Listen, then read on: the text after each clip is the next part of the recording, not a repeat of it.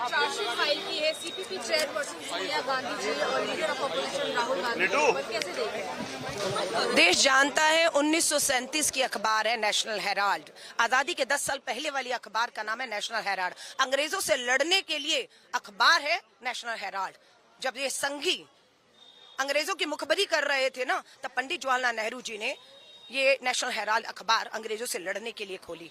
और उसके बाद आज आजादी के 75 साल हो गए। वो नेशनल हेराल्ड तब भी थी, आज भी है, लेकिन कुछ साबित आज तक नहीं कर पाए। 10 साल से इनकी सरकार है, वही नेशनल हेराल्ड, वही कागज, वही पेपर, वही आरोप, वही झूठे, कुछ साबित नहीं कर पा रहे ये लोग।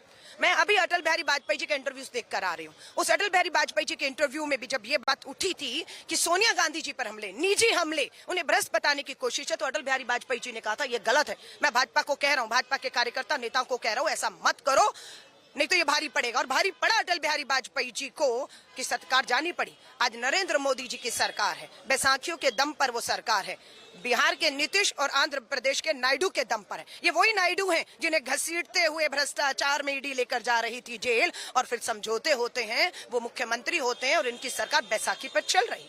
राहुल गांधी जी आज गुजरात में, कांग्रेस का महाधिवेशन गुजरात में होता है, और गुजरात में चुनौती संसद में खड़े होकर अमित शाह मोदी जी को आंखों में डालकर दी है कि हम गुजरात को न्याय दिलाएंगे, हम गुजरात में आपको हराएंगे। ये बौखलाहट है कि किसी तरह भी अब राहुल गांधी जी को गुजरात जाने से रोका जाए, बिहार जाने से रोका जाए, देश में जाने से रोका जाए, उन्हें इनमें उलझाया जाए। वो उलझने वाले नहीं है। और सोनिया गांधी जी की जहां तक बात है, उन्होंने पूरी जिंदगी इस धरती, इस मिट्टी पर उनके परिवार के खून कहें, शहादतें कहें, उनका समर्पण, संघर्ष, त्याग कहें, वो दुनिया के सामने है। वो ना कभी गई हैं कहीं, ना जाएंगी, यहीं खड़े होकर इन तानाशाहों का मुकाबला करेंगी। और राहुल गांधी जी को हम विश्वास सबको है कि पूरा देश का कार्यकर्ता आज देश में एक आवाज पर रात को पता लगा है, सड़कों पर उतर के आया है। इस सरकार को हम झुकाएंगे। वो कोई और होंगे मोदी जी जो आपकी ईडी सीबीआई से डर गए, आपकी वॉशिंग मशीन में धुल गए, आपके मंत्री और मुख्यमंत्री बन गए। ये राहुल गांधी हैं, इनकी रगों में गांधी का खून है। आरएसएस और गोडसे का खून नहीं है गद्दारी वाला।